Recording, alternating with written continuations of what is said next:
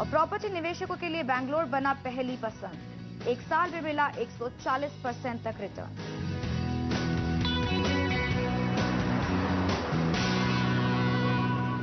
Builders पर शिकंजा कसने के लिए real estate regulation and development bill एक बार फिर से अधर में लटक गया है। कैबिनेट की बैठक में इस बिल पर फैसला नहीं हो सका, यानी संसद के शीतकालीन सत्र में इस बार real estate regulation and development bill पेश नहीं हो सकेगा। रियल एस्टेट रेगुलेटर बनने का मामला एक बार फिर से अधर में लटक गया है। रियल एस्टेट रेगुलेटर बिल 25 अक्टूबर की कैबिनेट बैठक में टाल दिया गया है। संसद के शीतकालीन सत्र में सरकार इस बिल को पेश करवाने में जुटी थी। बिल पास होने के बाद हर राज्य में रियल एस्टेट रेगुलेटर लाने का रास्ता साफ हो जाएगा। जानकारों के मुताबिक रियल एस्टेट रेगुलेटर से पूरे सेक्टर को फायदा होगा। मेरे ख्याल से ये बिल थोड़ा और बैलेंस होना चाहिए दोनों तरफ से, और तब अगर हो जाए उसके बाद of course it should be push कि ये क्लियर हो जाए। तो बैलेंसिंग एक्ट की वजह से एक तो डिले हो रहा है। रियल एस्टेट रेगुलेटर से प्रॉपर्टी सौदों में पारदर्शिता आने की उम्मीद है। साथ ही वादा खिलाफ बिल्डरों के खिलाफ कड़ी कार्यवाही किए जाने का प्रावधान किया गया है। इस बिल के मुताबिक बिल्डरों को 1000 स्क्वायर फुट से ज्यादा बड़े प्लॉट पर बनने वाले प्रोजेक्ट का रजिस्ट्रेशन कराना जरूरी होगा।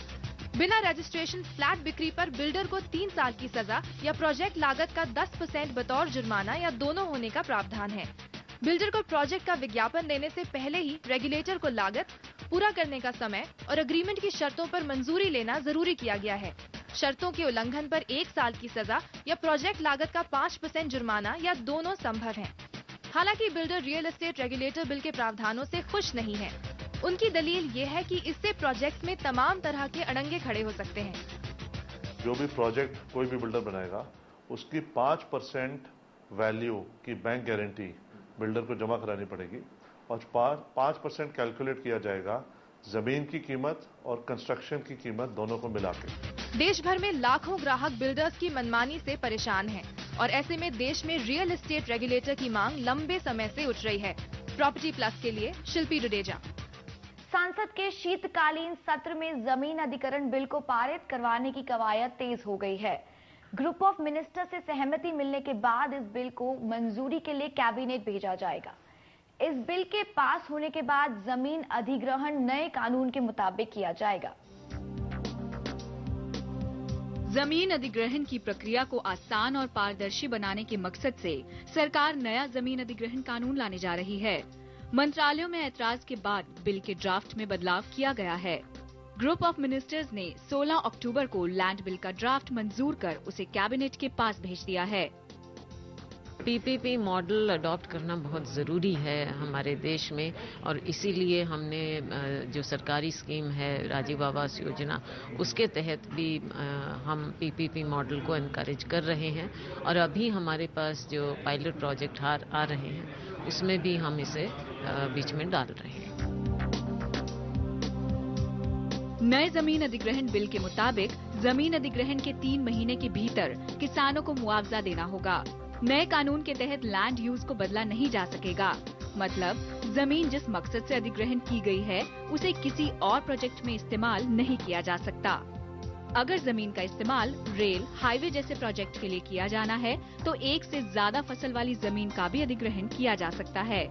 मौजूदा बिल के मुताबिक अगर जमीन का इस्तेमाल 10 साल तक नहीं होता है तो उसे जमीन के मालिक को लौटाने की बजाय राज्यों के लैंड बैंक में शामिल कर दिया जाएगा। लैंड बिल को मौजूदा ड्राफ्ट में 66% किसानों की सहमति के बाद जमीन अधिग्रहण की बात कही गई है। नए जमीन अधिग्रहण कानून के तहत प्रस्ताव है कि पब्लिक प्राइवेट पार्टनरशिप प्रोजेक्ट के लिए कानून सख्त किए जाएंगे। पीपीपी प्रोजेक्ट में कंपनियों के 90% जमीन खरीदने के बाद ही सरकार का दखल होगा। नए ड्राफ्ट में गांवों में जमीन के बाजार भाव का 2 से 4 गुना मुआवजा दिए जाने का प्रस्ताव है, जबकि शहरों के लिए बाजार भाव के 2 गुना मुआवजा देने का प्रस्ताव है। प्रभावित परिवारों को 5 लाख रुपए का मुआवजा देना होगा। साथ ही प्रभावित परिवारों को 20 साल तक 3000 रुपए प्रति महीना मुआवजा मिलेगा। जमीन अधिग्रहण बिल के तहत जमीन के मालिक को 20% जमीन डेवलप करके वापस करनी होगी। प्राइवेट कामों के लिए ली जाने वाली जमीन के लिए मुआवजे के नियम लागू होंगे और इससे बिल्डर्स के लिए जमीन खरीदना महंगा पड़ सकता है। मार्केट प्राइस का 4 गुना देना पड़ेगा ना जी। तो अगर वो 4 गुना प्राइस के ऊपर लैंड एक्विजिशन की जाती है और उसके ऊपर डेवलपमेंट की जाती है, तो हु इज टू पे? अल्टीमेट इंडियन, आम आदमी तो पे करेगा उसको। जितना पैसे का प्रावधान करना पड़ेगा किसी भी बिल्डर को और उसमें रिलीफ पैकेज देना पड़ेगा, वो एक एक्स्ट्रा कॉस्ट होगी, वो एक्स्ट्रा कॉस्ट जरूर पास ऑन होगी। जमीन अधिग्रहण बिल में पहली बार पुनर्वास का प्रावधान किया गया है। सरकार लैंड बिल को शीतकालीन सत्र या बजट सत्र में पास कराने की कोशिश करेगी ताकि इसे जल्द से जल्द अमल में लाया जा सके। प्रॉपर्टी प्लस के लिए शिल्पी डुडेजा। घटती बिक्री से परेशान बिल्डर